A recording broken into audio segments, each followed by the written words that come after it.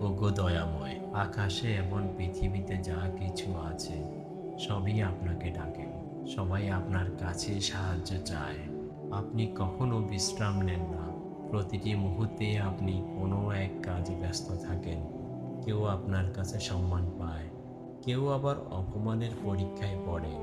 কাউকে আপনি জীবন দেন, আবার কাউকে ফিরিয়ে নেন।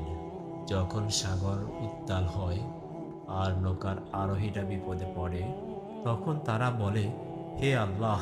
যখন মরুভূমিতে কাফেলা পথ হারায়, তখন তাদের হৃদয় থেকে আওয়াজ আসে, হে আল্লাহ।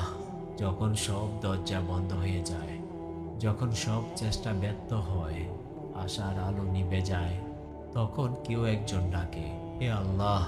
আপনি তখনও আছেন, সবাইকে শোনার জন্য, সাহায্য করার জন্য। আপনার নামেই আসে প্রশান্তি। আপনার স্মরণেই শান্ত হয় মন, স্থির হয় আত্মা। আল্লাহ, এই নামটি শুধু একটি শব্দ নয়, এটি ভালোবাসা, আশ্রয় আর ভরসার নাম। পবিত্র কোরআনে বলা হয়েছে, তার মতো কেউ নেই, তিনি সব কিছু শোনেন, সব কিছু দেখেন। আরও বলা হয়েছে, তুমি কি এমন কাউকে জানো যে তার সমতুল্য? আজ রাজত্বকার একমাত্র আল্লাহর, যিনি একক ও পরাক্রমশালী। আমাদের সব নিয়ামত, জীবন, রিজিক, পরিবার, স্বাস্থ্য সবই আপনার পক্ষ থেকে আসে। হে দয়াময় আল্লাহ, আমাদের অন্তর থেকে দুঃখ ও অশান্তি দূর করে দিন। আমাদের অন্তরে ইমানের আলো জ্বালিয়ে দিন। যারা ভুল পথে আছে তাদের সঠিক পথে ফিরিয়ে আনুন। হে আল্লাহ, আপনার দয়া ব্যতীত আমরা কিছুই না। আপনি ছাড়া আর কোনো আশ্রয় নেই।